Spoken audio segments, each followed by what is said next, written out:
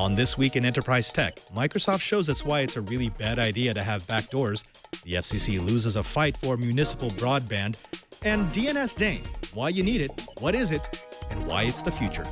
Try it on the set.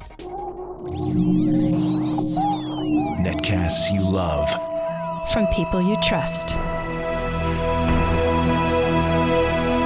This is Twit.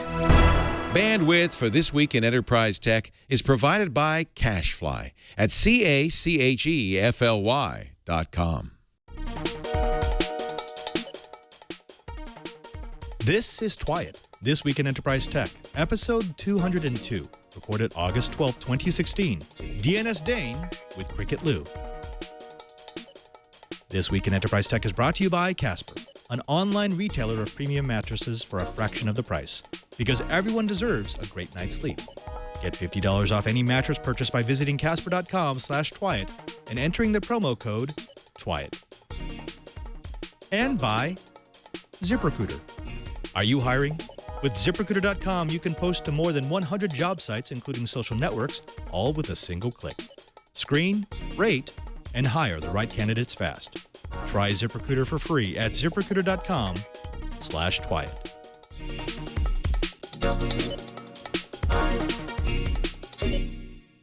Welcome to Twiet, This Week in Enterprise Tech. It's the show dedicated to the enterprise professional, the IT pro, and the geek who just wants to know how the world is connected. I'm your host, Father Robert Ballecer, the digital Jesuit, your guide to all things in the enterprise. But of course, you know that I can't guide you by myself. I need my friends, my colleagues, my geeks in arms, starting with Mr. Brian Chee. He's the director of the Advanced Network Computing Laboratory in Honolulu, Hawaii. And right now, he's got something on his face. I'm not exactly sure what that is. My Mevo camera. What does that thing do? Basically, it's a 4K sensor, and it allows you to have up to 9 virtual cameras, and it'll do voice detection, do auto pan, and zoom. Okay, nice, nice. Now, someone who doesn't need a camera on a stick is our good friend over on the right coast, Mr. Curtis Franklin from Information Week Radio. Curtis, how are you this fine day? It is a lovely day here in Florida. It's been cool this week with a lot of rain, but the rain is moving out, the sun is coming back, and we're getting into normal summertime temperatures just in time for me to head off to do a 5K run tomorrow morning. So the timing is perfect. Fantastic. Well, gentlemen, you may have noticed that there's a little something different here. That's because we are in the middle of literally tearing the studio apart. We're losing bits and pieces of sets all over the place. In fact, later on tonight, we're going to be pre-recording an episode because next Friday, Twit won't actually have an active studio. But we've got a great episode for you. We've got Cricket Liu from Infoblox. He's going to be coming on to talk to us about DNS DANE. Before we get there, though, let's go ahead and jump into the blips. Now, folks, this is why you don't have backdoors. After years of having law enforcement and politicians demanding encryption backdoors and hard-coded master keys, it took a giant of IT to remind us exactly why such technologies are a really bad idea. Unfortunately, they did it accidentally. Microsoft has been scrambling to undo the colossal blunder of releasing a debug mode policy on certain retail devices, policies that are essentially skeleton keys that unlock Secure Boot, a security feature that prevents non-Microsoft signed software from booting. With the policies in the wild, it's now trivial to run non-signed and unauthorized software on supposedly locked-down boot systems. If this sounds bad, it's actually worse. The policies work on any Windows device, phone, tablet, laptop, desktop, ARM, or x86. Microsoft is trying to undo their mistake by revoking the policy, but even Redmond insiders admit that it's almost impossible to put the Secure Boot genie back in the bottle. While we could pile on Microsoft, I think the better lesson is that magic keys will eventually leak. And any policy, law, or practice that thinks otherwise is just wishful thinking. Palantir by Silk. Palantir, the privately held data and analytics software and consulting company co-created by PayPal co-founder Peter Thiel, is filling out its data visualization development team with the acquisition of Silk. The deal, announced on Silk's blog, keeps Silk's cloud-based data visualization service available and free to users, though support will end. The team behind the technology will all move over to Palantir. Silk's free platform looks a lot like data visualization provider Tableau's public platform and provides the technology and platform to enable individuals and organizations to upload their data and to create and publish data visualizations, or silks. Palantir itself is no stranger to acquisitions. The company acquired and shuttered Kimono Labs, the free public API and web scraping tool company, earlier this year. That tool itself was available for users to download, but the public cloud hosting of the tool, along with any customer support, was shut down. Lessons here for anyone who has come to depend on Silk. Well, deep space asteroid mining is on its way. Deep Space Industries is building a water-powered spacecraft for the ultimate high risk with potentially massive rewards by extracting hugely valuable minerals from near-Earth asteroid belts. Why water? It's because Deep Space Industries is banking on finding water in those same asteroids so they can refuel what is essentially a steam-based rocket. Will it succeed? Who knows? But asteroid mining is one key technology to building big space stations that will be the stepping stones to outer planet exploration. After a string of victories with net neutrality, access to polls, and ISP regulation, the FCC under Tom Wheeler has finally had its streak snapped. And it's a big one. The FCC has been spooling up to fight state laws that prevent the build-out of municipal broadband networks, but the United States Sixth Circuit Court of Appeals ruled that such a fight is beyond the scope of the FCC's charter. The case was initiated by leaders in Wilson, North Carolina, and Chattanooga, Tennessee, who had asked the FCC for help in overturning their respective state laws that prevented the deployment of municipal broadband networks. The story of Wilson and Chattanooga are echoed in dozens of other cities across the United States in which large ISPs are unwilling to deploy broadband connectivity, yet insist that local governments can't do it themselves.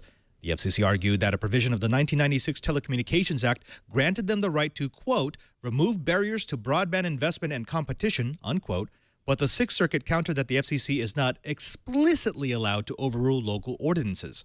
This legal loss has large implications for the FCC's plan to encourage competition in the broadband space, as the larger players can simply lean on state laws to keep true competition out of their territories.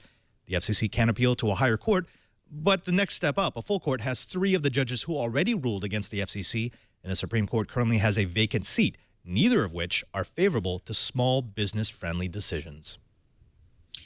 HPE buys SGI to double down on HPC. Looking to lock up the high-performance computing market as it grows to accommodate the needs of big data, Hewlett-Packard Enterprise announced plans to acquire another high-end software and hardware company, SGI. HPE announced that it's buying the high-performance solutions company in a deal worth about $275 million. The deal marks yet another move in HPE's ongoing effort to transform itself into a more focused company designed to compete in today's market. This deal gives new hints about HPE's strategy going forward and the markets it intends to target. It shows that the company is doubling down on its high-end hardware and on its data analytics and management software. This deal is expected to close in the first quarter of HPE's fiscal 2017, or between November 2016 and the end of January 2017. The ad board is telling Comcast to stop claiming it has the fastest internet service. The National Advertising Division is saying that Comcast needs to stop claiming that its Xfinity is the fastest, when in reality, Comcast's numbers are cherry-picked from the Ookla speed test results. They claimed that using only a single methodology might be okay for certain markets, but it may not be enough to substantiate claims outside of that original specific situation. Basically, Comcast is using cherry-picked statistics to claim being fastest through a very wide range of services. This year at Black Hat, Weston Hecker, a security researcher with Rapid7, demonstrated an automated hack of EMV, or Europay, MasterCard, and Visa next-gen ATM machines and point-of-sale devices that use the chip and pin system that is slowly making its way into the United States. The hack involves the use of shimmers, which serve much the same purpose as skimmers, those magnetic card stripe readers that chip and pin was supposed to make obsolete. In a media room demonstration, Rapid7 showed how a shimmer inserted into the card slot of an EMV POS terminal became a physical man-in-the-middle attack. wirelessly transmitting a transaction to a Raspberry Pi connected to 2 Arduinos affixed to the front of an ATM machine that was marked as out of order. The transaction was replayed on the ATM, causing it to draw cash from the target account over and over again. We'll be showing the interview with Rapid7 in the next week episode of This Week in Enterprise Tech. A smarter machine will make flash last longer. A paper released at the August 9th start of the Flash Memory Summit in Santa Clara, California, finds that machine learning can counteract that deterioration and drastically extend the life cycle of flash memory. When you use flash memory cells, you understand their physical states deteriorate as holders of electronic charges, which get translated into digital bits, and this deterioration can't be reversed. However, the paper's author argues that machine learning can understand the pattern of how the solid-state device is being used and rejigger the registers and voltages to maximize device longevity. By applying machine learning to the characteristics of the memory chip and the patterns in which the data is being stored, a model can be built of how the chip is functioning and how it might function in a revised pattern that could extend its life.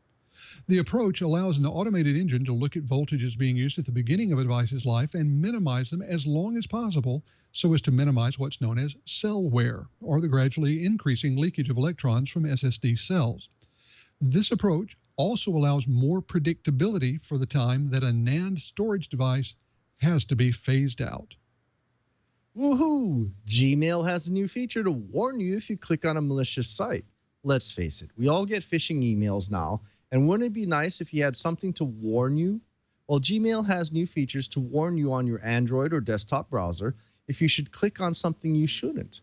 So if you try to click on a potentially bad site that's not properly authenticated by the Sender Policy Framework, also goes by the name of DKIM, it will immediately warn you and record it to help future users. The downside is that if the site hasn't implemented SPF or DKIM, you may get false positives, but at least we're getting warned. Besides, more and more sites should be registering their signatures, and hopefully with things like DNS DANE, it'll get easier for sites to self-register alongside their domain registration. That does it for the blips. Next up, we're going to be jumping into a deep dive with the bytes. But before we do that, let's go ahead and take a moment to thank a sponsor of This Week in Enterprise Tech. Now, do you remember when you were a kid and you could pretty much sleep anywhere? It could be a sofa, it could be a chair, it could be the floor, or it could be that little bed that your parents bought you. You never really gave much thought as to where you could sleep because your body could basically recover from everything. Well, folks, I hate to tell you this, but as you get older and older and really, really older, your body doesn't really have that ability anymore. And you need to actually start thinking about what you do when you sleep, where you are, and what kind of comfort you'll expect. We know that sleep can affect the way that you think, the way that you process, and of course, the way that you work. So why aren't you putting the time and effort into choosing the right mattress? That's why we're so happy to have Casper as a supporter of the Twiet Riot. Now, Casper mattresses are obsessively engineered, and they come at a fair price. They combine 2 different technologies, that's springy latex foam and firm memory foam, that allows them to create a mattress that has the right sink and the right bounce. They also build the mattress with an open cell design that breathes, that lets you sleep cool throughout the night without building up those hot spots. The Casper mattress is a 2016 Business Intelligence Group Innovations Award winner. They recognize a good thing when they see it. You should too. Buying mattresses online is now easy and completely risk-free with Casper. They understand the importance of trying out a mattress before you actually make the purchase. They know that going into a showroom where you maybe have 10, 20, 30 seconds on top of a mattress is no way to choose something that you're going to be spending a third of your life on for at least the next 10 years. Now, they offer free delivery and painless returns with a 100-day period. That means that you can take the mattress, install it in your room where you're actually going to sleep, and try it for more than 3 months to find out if it's actually the product for you. And did you know that statistically lying on a bed in a showroom has no correlation whatsoever to whether or not it's the right bed for you? Casper gets all of this, and that's why they're going to make the decision easy. Here's what we want you to do. We want you to take your sleep seriously. Get a Casper mattress today, $500 for a twin, or $950 for a king size. Compared to industry averages, that's an outstanding price. And you can save an additional $50 towards a mattress purchase as one of our audience members by going to casper.com/Twiet. That's casper.com/Twiet and entering the promo code Twiet. Once again, that's casper.com/Twiet with the promo code TWIET. Terms and conditions apply. We thank Casper for their support of This Week in Enterprise Tech. Well, gentlemen, let's go ahead and jump into our bites.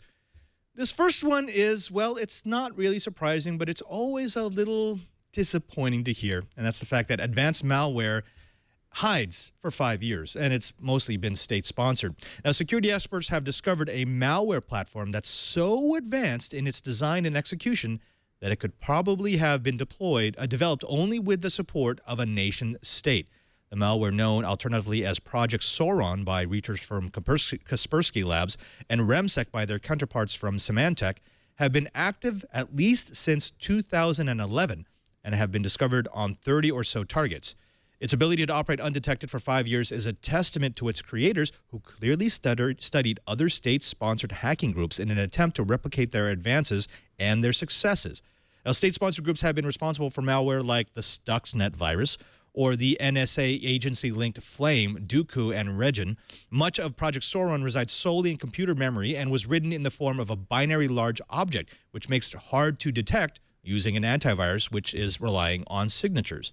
Cheebert, this sounds like just another malware story, like just another virus story. What, in your mind, makes it different? It is not one of these general hit anybody. This particular malware is customized for the target. So it's never going to be the same way, same twice. So pattern recognition doesn't work.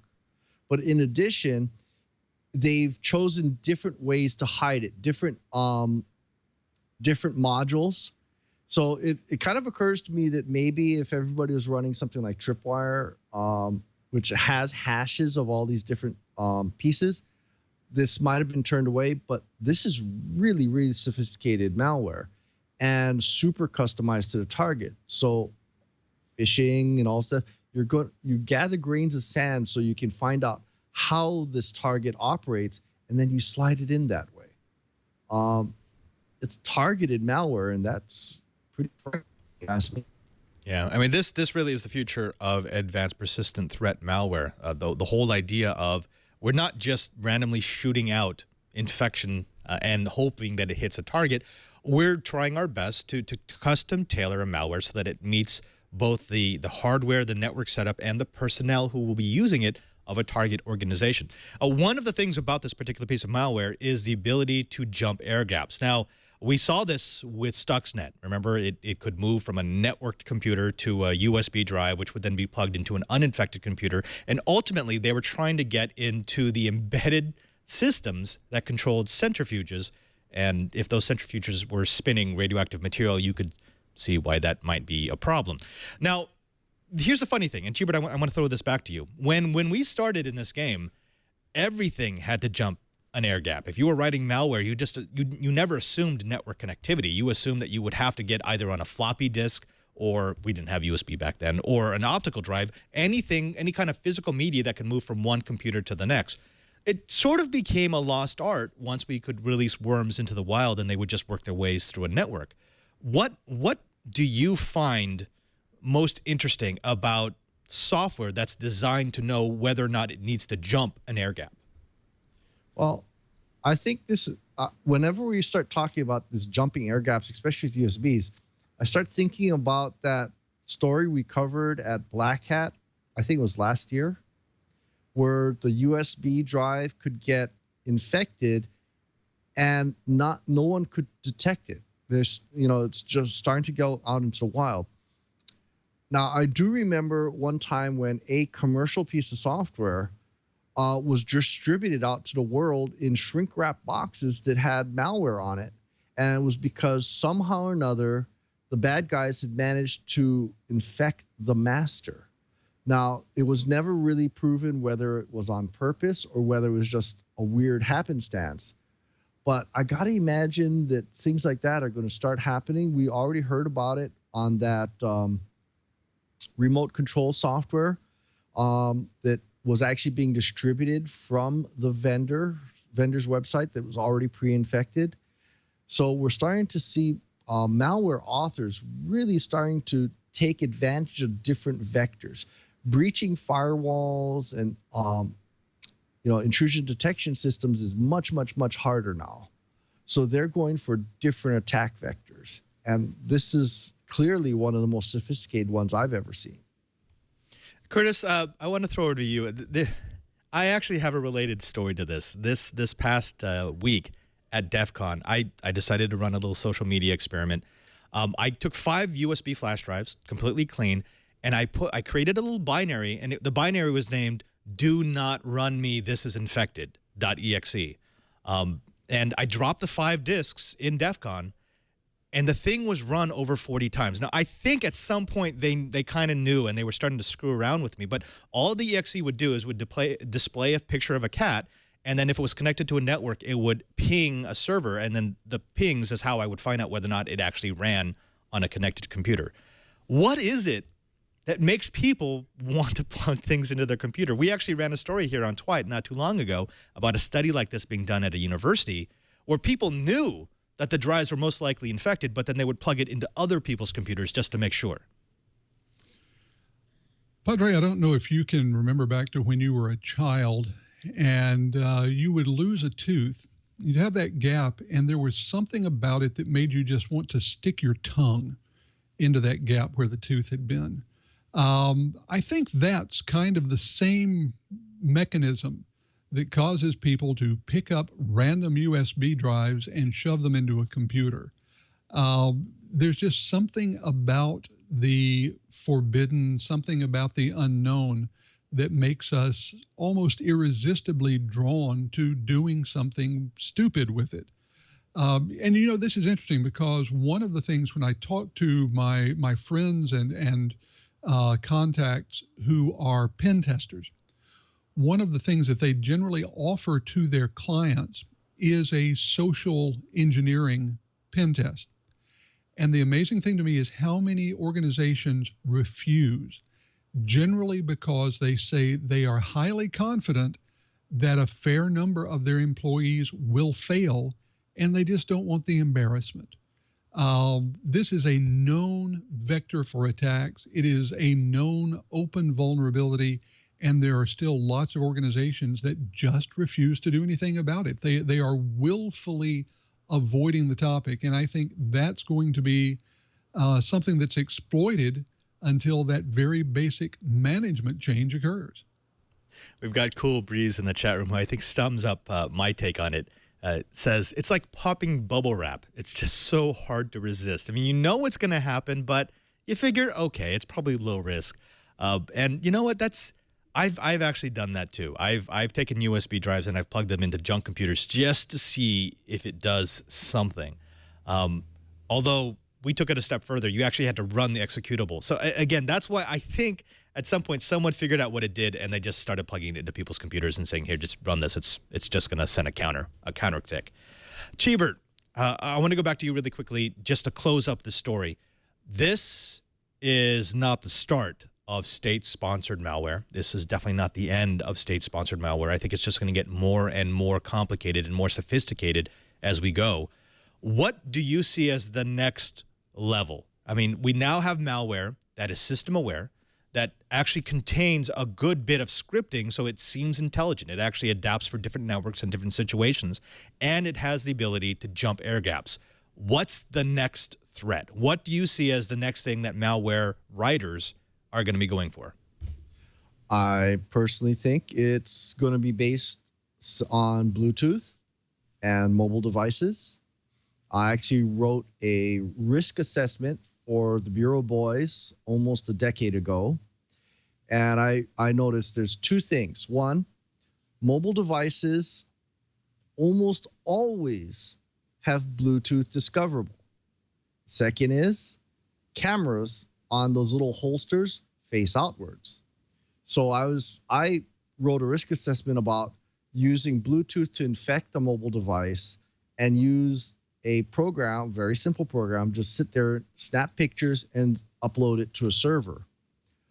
I think that's going to change. I think it's going to go further, especially with a lot of people starting to play around with Bluetooth low energy to control things in their home, Internet of Things.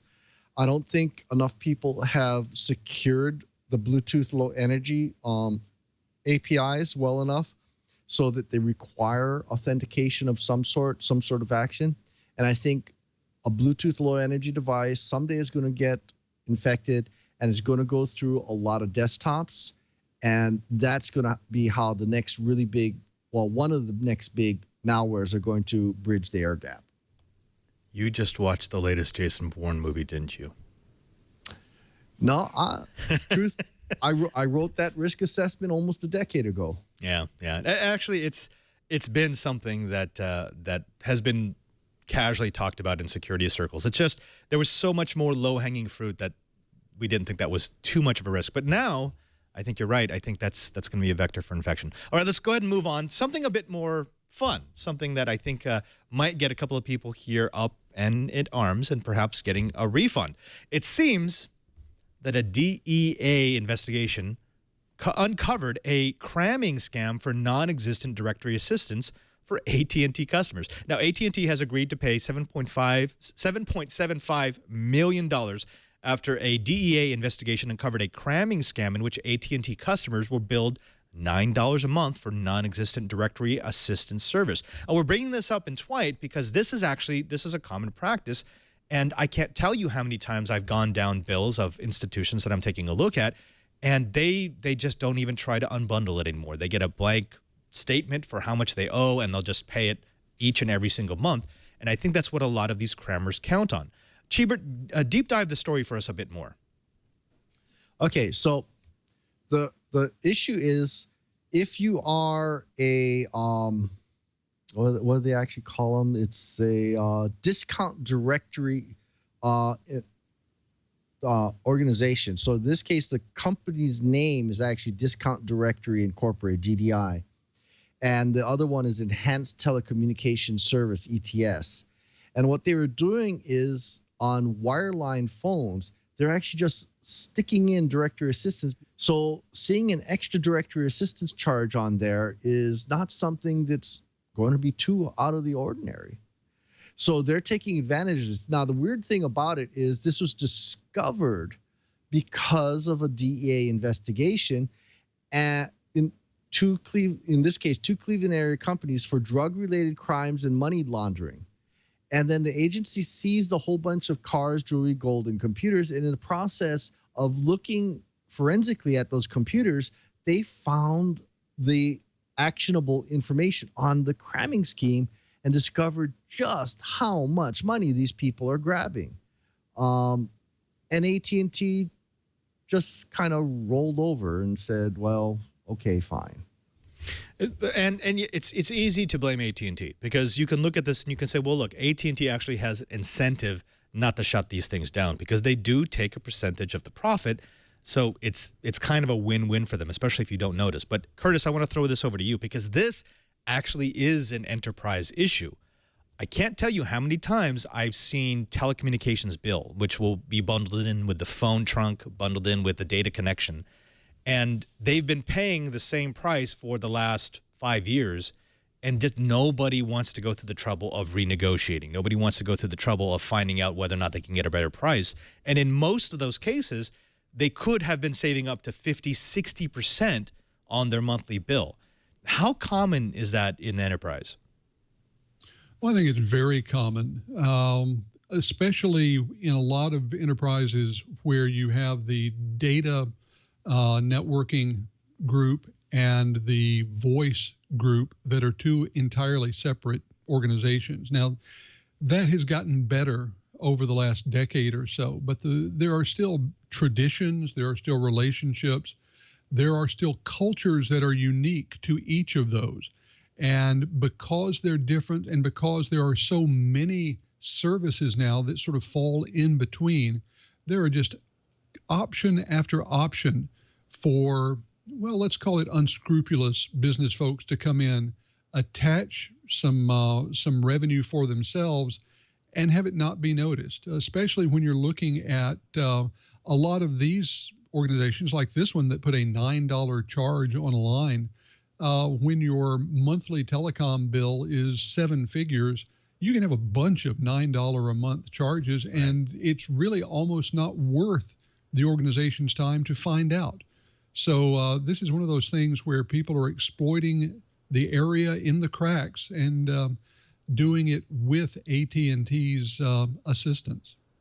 I hear in the Bay Area, I work with one of our universities. I won't name which one it is, but when I was an intern at this university back in, I set up a fractional T1 as a backup to the campus's main line, and just 3 months ago I went back, and it was still there. They still had it on the bill, even though it wasn't connected to anything. It was sitting in the back of the DMARC. It was live.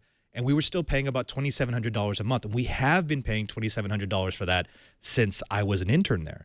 Chee, you work at a similar institution that has a lot of bills, a lot of different departments. How easy would it be to lose track of a charge like that? Oh, super easy. We actually had a T1. And I asked for it to be removed. And apparently somewhere along the line in the morass of paperwork, someone was waiting for an approval that never made it back to me. And so we were actually paying for a T1 that we hadn't been using. And it's like, guys, where's all this money going? What happened? And it's all too frequent, especially when you're starting to deal with banks of T1s. Right. Or you've got a Sonnet connection that has all these breakouts on the chassis, and someone forgot to turn off one of them, or to deallocate a line, or you do an upgrade and you forget about the old one. It happens a lot, and yeah, PC guy 8088, yeah, ouch.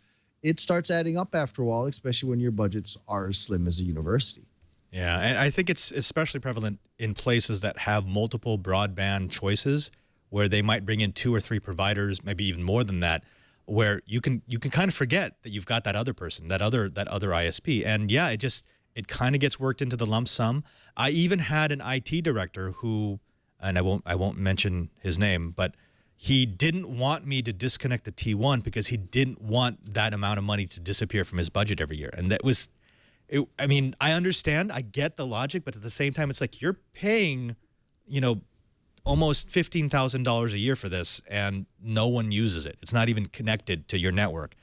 I don't know. It seems to me, Chee, that we need to have an episode with some of our ISP friends and talk about responsible broadband management. What happens when you're running anything from a small to a medium business, and you have to actually go through your bills to find out what you're paying for each month. Can you suggest anyone for that? Who do you think we should get for that? I will work on asking around. Right. It's possible. I'm actually still working on the long haul story too. Yeah. And actually, in the chat room, Dallas is saying it's more. It's a perfect example of corporate welfare. Yeah, I think that's what it is. Well, gentlemen, when we come back, I think it's time for us to jump back into DNSSEC. That's right, folks. That means it's time for Cricket Liu from Infoblox. He's going to be telling us a little bit about how we should be configuring our systems for IPv6. But before we do that, let's thank another sponsor of This Week in Enterprise Tech. Now, let me ask you a question. Do you want the perfect hire? Of course you don't, right? I mean, you would prefer to have someone who is completely off the streets, who doesn't understand the job that he or she is supposed to be doing, someone who may or may not fit into the culture of your workplace, right? Of course not. That's not what we want. We want to get that perfect person. We want to get that skill set because we understand that it's the employees that we bring into our organizations that will ultimately decide the success or the failure of our projects. So why are you still trying to hire people as if it was 1980? Don't do it, folks. In this day and age, you need to spread out your wings, your search for employees across the internet, across all the places that they might be on all the devices that they might live, which is why we're so happy to have ZipRecruiter as a sponsor of the Twilight Riot. Now, they understand that posting jobs in one place just isn't enough anymore to find those quality candidates. But thanks to ZipRecruiter.com, you can now post to 100+ job sites with a single click, reaching job sites, popular social media destinations like Facebook, Twitter, Google+, pretty much all the places frequented by the talent that your business needs. You just post once, and within 24 hours, you can watch your candidates from any city, any industry, nationwide, roll into ZipRecruiter's easy-to-use interface. That means that you can search by skills, by location, by experience, and more. ZipRecruiter will automatically match potential hires with your precise needs. And they've even created a responsive design that works on desktops, laptops, and mobile devices, complete with a mobile application process so that you won't ever miss any potential great hires just because you're on the wrong screen. That means no more juggling emails or calls to your office, no more prolonged back and forth. You just screen, you rate, and you hire the right person fast. ZipRecruiter has been used by over 800,000 businesses, and you can try it now for free. Getting the right people for your company is so important. Do you really want to leave it up to chance? Your perfect hire might be next. Right now, you can try ZipRecruiter for free by going to ZipRecruiter.com/Twyit. Access millions of resumes on ZipRecruiter with thousands of new ones added daily. ZipRecruiter is the fastest way to hire great people. Now, folks, if you're trying it your old way, it means you're trying too hard. Try ZipRecruiter and try ZipRecruiter now. And we thank ZipRecruiter for their support of This Week in Enterprise Tech. We welcome back to the show. It seems like a long time, but it's really only been, I think, 2 weeks. Cricket Liu from Infoblox. Cricket, you were actually part of our episode 200. That's right. I got to have a piece of cake. Yeah, and while we were there, we said, you know what? We need to dive back into IPv6. And, of course, if we're talking IPv6, we have to have you. Well, yeah, or DNS. DNS. Well, yeah, I mean, DNS it's the thing. But specifically, we're talking about DNS DANE, D-A-N-E. Right. What is DNS DANE? So DANE is an acronym for DNS-based authentication of named entities. And basically, it's a way of dealing with a fundamental shortcoming we have with the way that we deal with TLS certs. Right? The way that we deal with TLS certs today is that you go to a certification authority. You go to somebody, you say, hey, here's the documentation that I have that proves that I am the legitimate administrator of, say, www.infoblox.com, and this is my public key. And if I can satisfy the CA with that information, then they will digitally sign that, basically bind my domain name, www.infoblox.com, to a particular public key. And that's what becomes my cert. The issue is really that the top-level certification authorities are just compiled into operating systems today. I did a little bit of research before this. iOS has over 240 compiled-in top-level CAs, and that's not the limit of the CAs that can actually produce certs.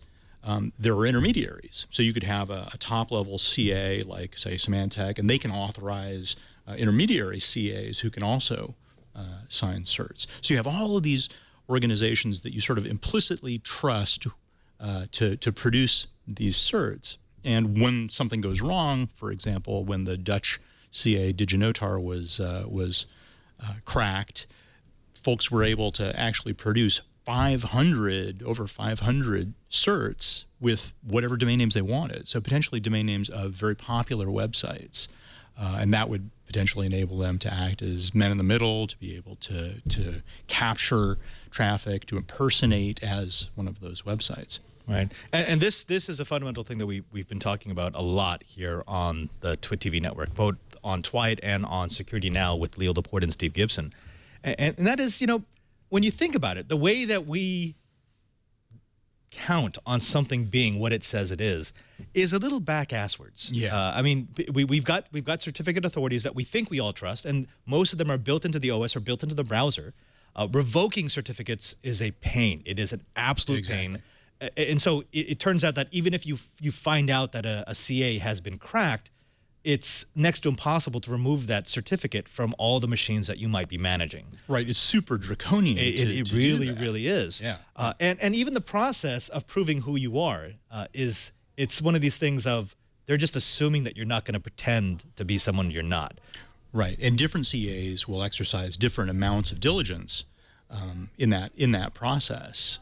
There was an issue that you probably covered in Twyit where there was an intermediary CA that had been authorized by CNNIC and actually issued a bunch of certs that corresponded to popular Google properties that could have been used, for example, to surveil traffic to legitimate traffic to those Google properties. So part of the problem is that the span of trust is so wide, and part of the problem is that we also don't have any limitations. Any CA can sign any domain name, can bind any Right. key to any domain name.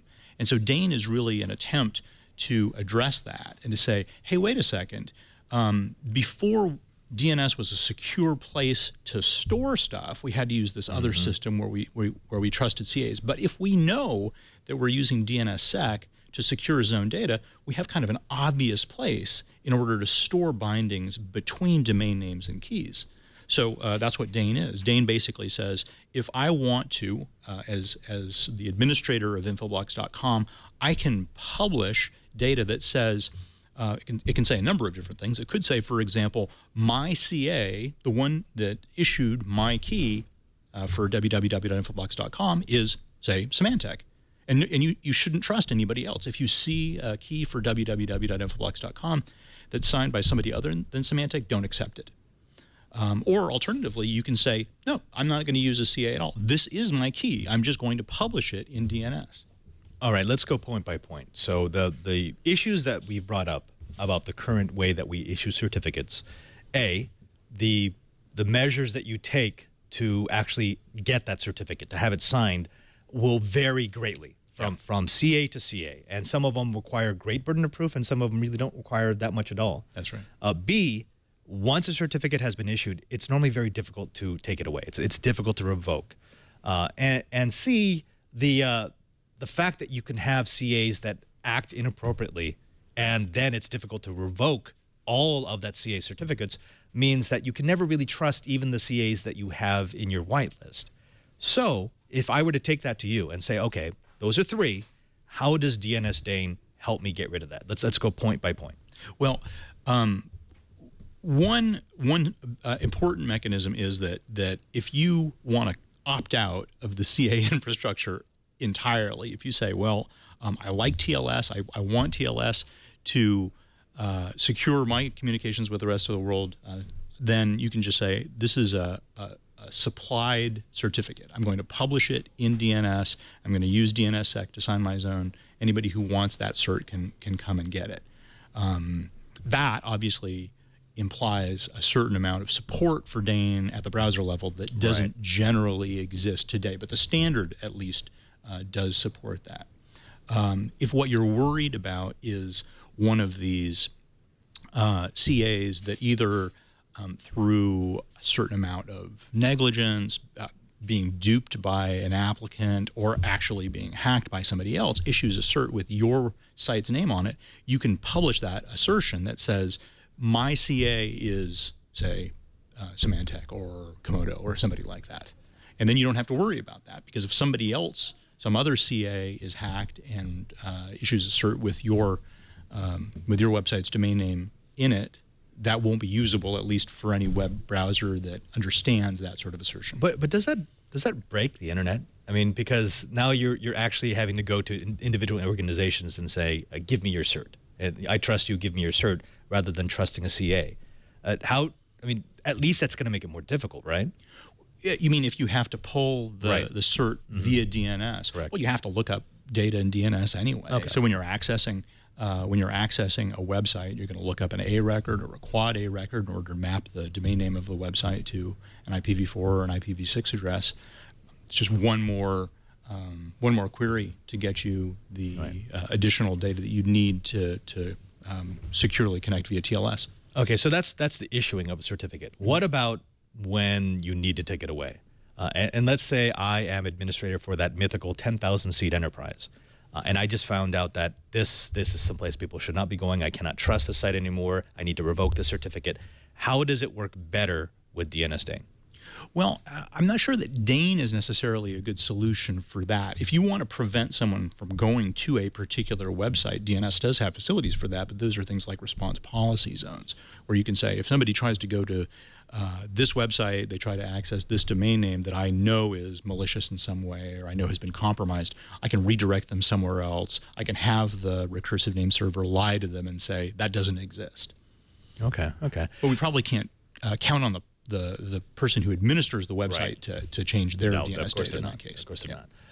And this all sounds good. It sounds, excuse me for saying this, but this sounds a lot like every discussion I've had about IPv6, which is, it does all these things. These things sound really, really good. and then the back of my head saying it's never going to happen. It's, there's people are lazy. People aren't going to want to change their infrastructure. They're not going to want to put the extra work that is required to make this actually work. And on this particular one, I'm thinking, well, even once you get a buy-in for Dane, you're going to be running both systems at the same time. It's going to be like dual stacking. I'm going to want Dane and I'm going to want the old CA system because I don't want any of my customers. I don't want any of my clients. I don't want any of my users to have a broken experience that would then require them to call up tech support and bog down my resources. So if it's running both systems, then I don't really get any of the advantages of Dane, right? Well, the key here is that Dane was designed in such a way that it is compatible with the existing PKIX system. Okay. So if you've got a CA today and you want to deploy Dane, you say, I'm very happy having, say, Symantec as my CA. They're a customer of ours, so I'm going to drop their name. But if you say, I'm really happy with them, then you can just use Dane to say, if somebody looks up this information, then they should expect to find that Symantec is in my certificate list. Okay. Right? So you say, that's the only CA you should expect to see in my certificate list, not somebody else, not one of their competitors, not some, I don't know, fly-by-night member of the CA community in that 240 plus chain, right? Mm-hmm, mm-hmm. So that's perfectly okay. You can continue to work within the existing certification system, or if you prefer, you can say, well, no, actually, I'd like to save myself a little bit of coin, and I'm going to publish my own web server cert within DNS. Okay. All right. Let's get down to brass tacks here. Let's say we've got audience members who actually want to start trying this. They want to see whether or not it's something that they want to deploy a large scale. So they're going to do a slow, soft, very small test deployment. Right. What are the things that they would have to do to make this work? So if they say wanted to set up 5 workstations and just see how it's going to work over the next 6 months, what would they need to do? What would be the best practices for getting Dane up and running? Well, you'd need to support, you need to be running a name server that supports something called a TLSA record. Okay. And the TLSA record, well, at least the RFC says, it doesn't really stand for anything, but the TLSA record is the one that supports those assertions, the binding effectively between domain name and CA, or domain name and a particular key. You'd probably want to start doing this with a relatively unimportant web property. If you had, for example, a vanity domain name that pointed at a parking page, a blog, something, something where you weren't gonna take down your entire production website, you'd want to set it up, and then you just figure out from the RFC, for example, which variety of TLSA record you are going to use. So were you going to use a CA assertion? Or were you going to use the provided key? In other words, are you going to publish your own key or what have you? In fact, you might even want to experiment with multiple of them if you have multiple websites. Okay. I want to bring my co-host back in here, specifically Chee. So Chee, I don't know where you stand on this, but again, sounds good, and it sounds like something I'd love to do a test deployment on, but are we there yet? I mean, will system administrators go through the extra steps, the extra work to actually implement Dane properly? I think DNS Dane's got a lot of potential. It's, like you said, not quite there yet. But keep in mind, when I was wearing that other hat, one of the things that paid an awful lot of bills was setting up private, isolated PKI facilities. Right. That I could probably replace with DNS Dane and have a richer toolkit available for me to handle secure communications. Because DNS Dane has a potential for going way beyond just web browsers. It could be used by, say, a large voice over IP organization vendor to go and do secure SIP calls. There's a lot of things that certificates can do, and in my personal opinion, the cost of lighting up certificates on traditional CAs is preventing us from doing a lot of really cool things. You know, just the pain of getting up, say, a Citrix NetScaler gateway was just amazingly painful. And I had to have a CA certificate, otherwise a lot of features don't work. And the fact that Komodo actually sub-delegated to another vendor made me jump through an additional set of hoops. So anyway, getting back to his, one, I learned about DNS DANE because a bunch of my students like Josh Cool, thank you, Josh, and Rob Nagy, those guys basically started turning me on to it when the IETF was meeting in Honolulu. I got a chance to sit in, start listening, and discovered, wow, this has an amazing amount of potential, especially for emerging developers that want to be able to provide secure communications, but the CA certificate authorities are amazingly painful to work with. Yeah, thousands, if not tens of thousands of dollars to do it for a large deployment versus what would what would DANE cost me? Well, I mean, if you were publishing the keys yourself, you could use completely open source software to do it. It wouldn't cost you anything. That's a pretty big price comparison there. But okay, here's another thing though. Using traditional CAs, there's a lot of ways to really screw it up, to do it improperly. Do I have that risk with DANE? Is there a lazy way to do DANE and then DANE works, but it's not actually working? You can certainly shoot yourself in the foot. Okay. You can, for example, assert the wrong cert for your for your website. That would be a bad thing, and then folks wouldn't be able to connect to it via TLS. It would look like an imposter site. You could. They're saying in the chat room that that's an easy fix. You just use mouse. Just keep clicking forward. Just say, yeah, go ahead and trust it. Right? That's the way you do that. Okay. Exactly. That'll work fine. And you could, for example, have you could designate the wrong CA as the one that had signed your cert, which would also be a sort of inadvertent denial of service to your own website. So there's definitely enough rope there, as they say, to hang yourself. But it's certainly something that could be used to improve the security of TLS. And Brian / Chee brought up something really important, which is that we've been talking about it mostly within the context of web browser to web server TLS communications, but it'll work for anything. Device to device. It'll work for XMPP. Yeah. It'll work for stuff that doesn't use TLS at all. It'll work for OpenPGP. There's within the DANE working group, there's an RFC on using DANE to store OpenPGP keys. Well, I'm thinking that if I have an inexpensive way to deploy strong cryptographical certificates, this would be perfect for a way to secure IoT. Yeah. I mean, because you wouldn't do that with a CA. It would be crazy prohibitively expensive. Right. But if I could get something that I can do decently as long as I understand how to set it up, I can start deploying it on all my mobile devices. Everything I have should have a certificate through DANE.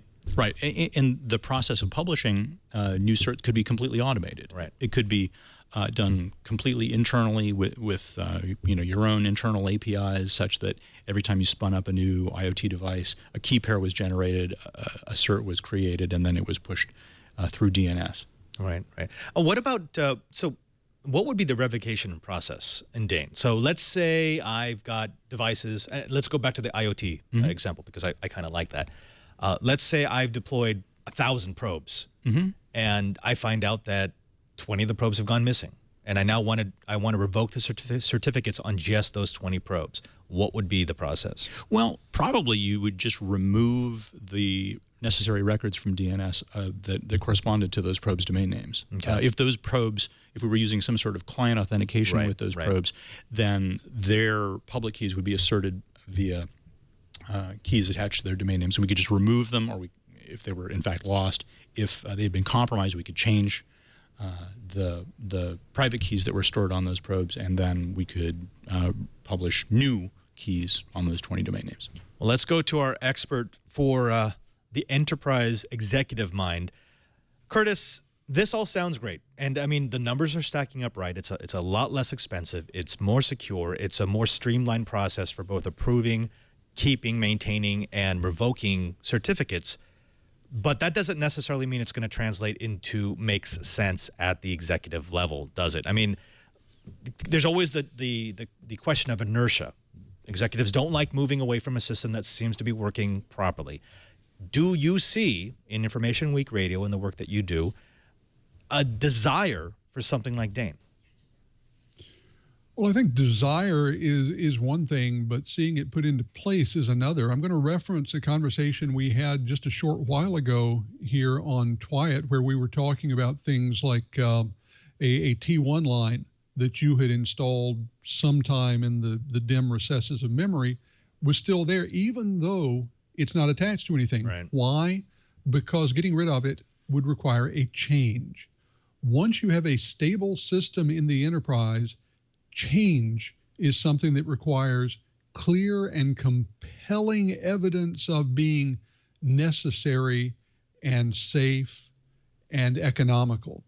And where DANE really falls down so far is the safe. You know, we've just heard that it's possible to screw it up, and there aren't hundreds and thousands of network class installations that people can point to and say, see, this has been successfully working for the last decade. So I think that right now inertia is the biggest enemy of DANE, and for better or for worse, it's going to take a little time and a few brave security professionals to bring it into the first few enterprises, publicize the fact that it's working to their colleagues, and then we'll see those colleagues willing to take it to the executive suite.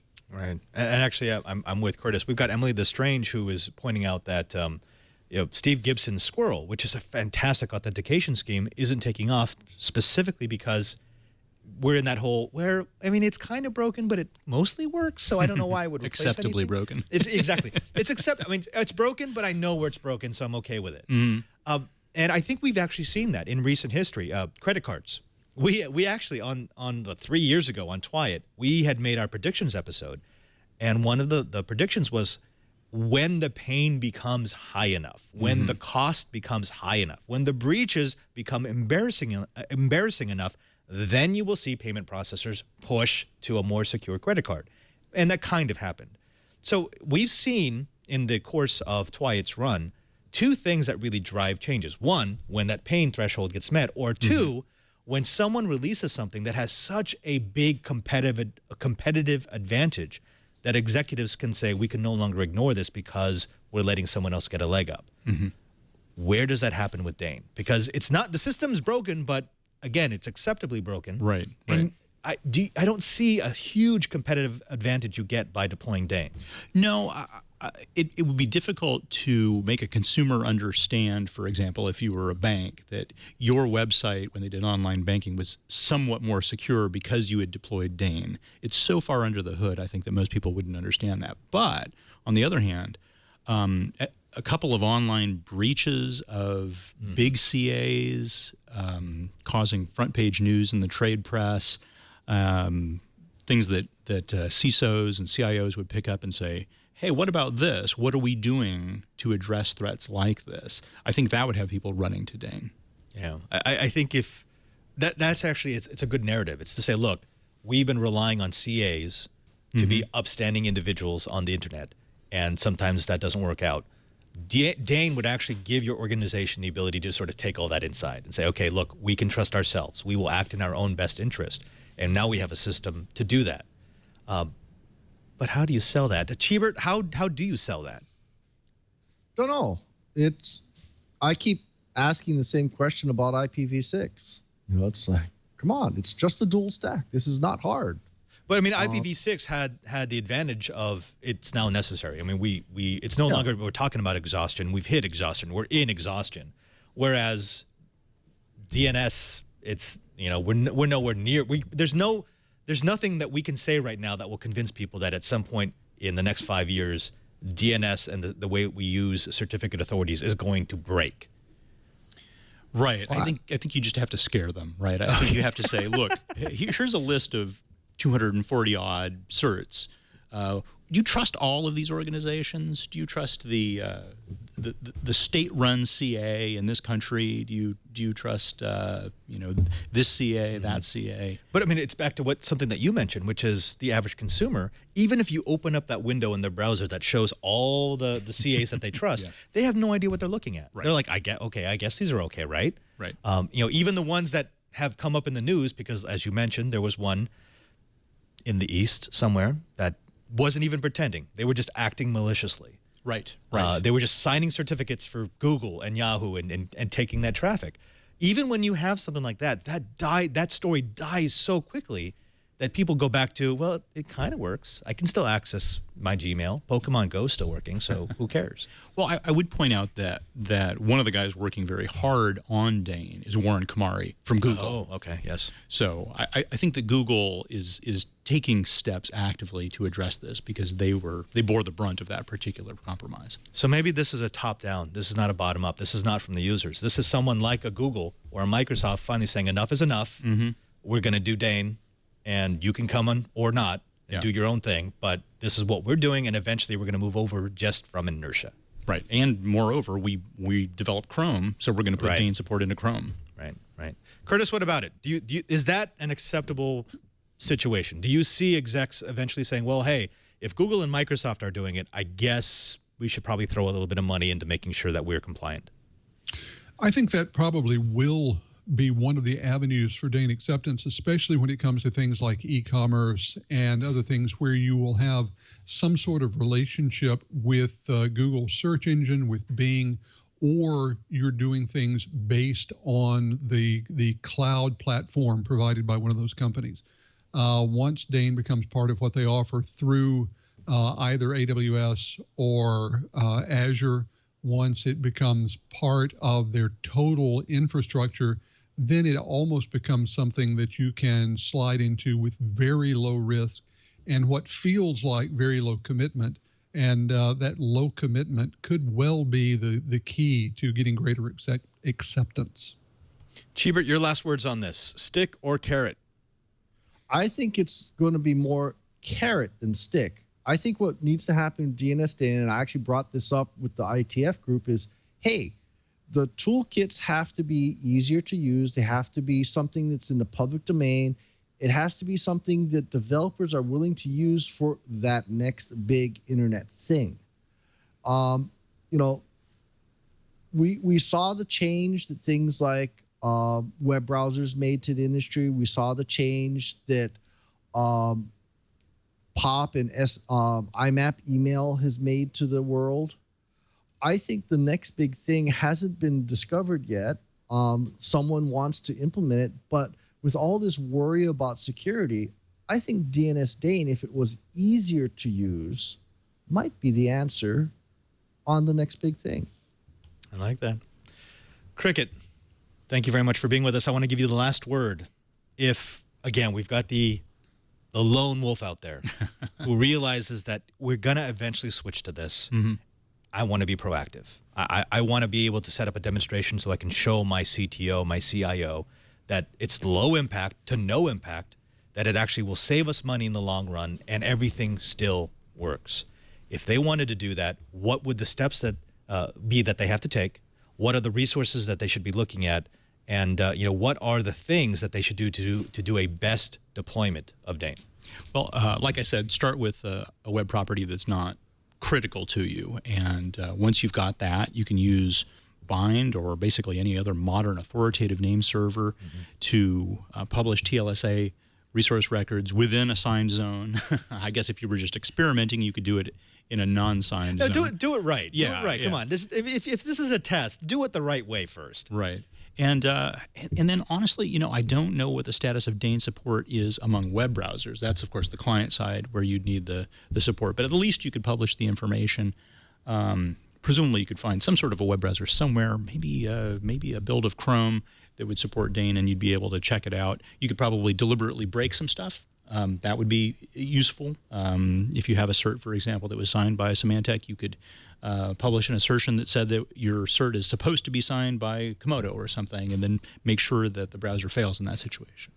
Well, thank you very much. It's always a pleasure to have you on the show. Now, if they wanted to find out more about you and more about Infoblox and more about the work that you do with Dane and with IPv6, where should they go? Our company's website, www.infoblox.com, and there is, of course, lots of information there. We have various videos and white papers and things that my group and I publish there, and they can follow me on Twitter at CricketOnDNS, and I think I still have a website also, www.CricketOnDNS.com. Does it run Dane? No. Physician, heal thyself. Well, folks, thank you very much for joining us. You have done it again. You have used up another hour listening to the best dang enterprise podcast in the universe. That's according to 9 out of 10 CAs, some of whom you will not trust. I want to thank everyone here who made this show possible. Of course, to Cricket. Cricket, every time you come up, it just fills my heart with joy. And I just can't wait until the next time you come up. So, again, thank you very much. Always a pleasure. Thanks very much for having me. And, of course, my co-host, the men with whom I would not do without for Twilight. Was that the right amount of negatives? I can't remember. Chee, but let's start with you. What are you up to? What should folks go to in order to find your work? Well, obviously, advnetlab, Advanced Net Lab on Twitter. But big shout out to the 86 Duino guys. This is called an EduCake. It's basically an Arduino. Oh, wow. That has a proto board on the top and all the pins exposed that way. It's got a built-in Ethernet, USB, serial, all this kind of good stuff. No way. That's cute. And I am taking a really, really hard look at using this for embedded stuff. Because it actually is good up to about 50C. So if I stick it into a hot NEMA box, it's not going to have components falling off the circuit board. Well, Cheebert, we got to get you back over the Bay Area so that we can do some Arduino 11. You That bet. sounded wrong. Let's not do that. No. Okay, someone who is not going to be doing Arduino 11 with me is Mr. Curtis Franklin from Information Week Radio. Curtis, again, always a pleasure. And thank you for you and to Lou for filling in on host when I'm out of town. Could you please tell the folks what you're going to be up to on Information Week Radio? Well, first, it's an honor to be able to fill in for you, Padre, although we are but pale shadows of your hosting magnificence. As for Information Week Radio, we've got some new series starting. We're doing series around Interop. We're restarting Interop Radio. We're going to be doing some shows around DevOps and Agile development. Got lots of goodness coming up as we're closing out the summer. So, come on over to informationweek.com, look up what we're doing. I think people are going to be very pleased with the expert voices we bring to the topics. Gentlemen, thank you one, thank you all. And again, I truly, truly appreciate you traveling along this road that we call Twilight. Well, folks, don't forget that if you need to subscribe to the show, if you want your enterprise goodness without fail, you can always find us at our show page at twit.tv/Twiet. That's TWIET. There, not only will you find all the download links for past episodes, but you'll also be able to subscribe so you can get our show automatically into your device of choice. Do you want an audio version in your iPhone so you can listen to us on the way to work? You could do that. Do you want a video version on your Android tablet so you could watch us at break? You could do that. Do you want the high-definition video version on your laptop, your desktop, your Mac, your PC, your Roku, so that you can watch us in our high-def goodness? You can do that. Again, that's all at our show page, twit.tv/Twiet. Also, don't forget that you can follow me on Twitter, twitter.com/PadreSJ. If you follow me, you'll find out not only what we're doing and cooking up for each episode of This Week in Enterprise Tech, but you also see what I do when I'm away from the studio, like, for example, voting for Obi-Wan Kenobi, because he is our only hope. Folks, that's right, twitter.com/PadreSJ. Please follow me. We do the show every Friday at 1:30 p.m. Pacific time. If you go to our live show stream at live.twit.tv, you can watch the pre-show, the post-show, and everything in between.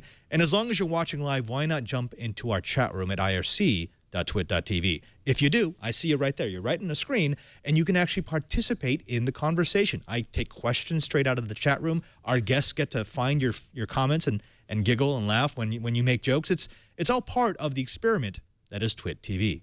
Finally, I want to thank everyone here in the studio who makes this show possible. Of course, to Lisa and Leo. And, I got to give a shout out to Cheebert, who's not just a host, but also our super producer. And finally, to my technical director, the Shark. Sharky, do you have a camera on yourself? There you go. It's been a while since we've done this because I've been out of studio and you've been traveling. But this is the part of the show where we let you redeem yourself with the answer to a question. And the question is this. If DNSSEC and DNS DANE had a baby, what would that baby's name be? IPv10. Oh, no, I'm sorry. The proper answer was Charlie. We'll give you another chance next week. Thank you very much, Kevin. Go back to your sharking. Folks, until next time, I'm Father Robert Ballecer, the Digital Jesuit, just reminding you that if you want to know what's going on in the enterprise, just keep quiet.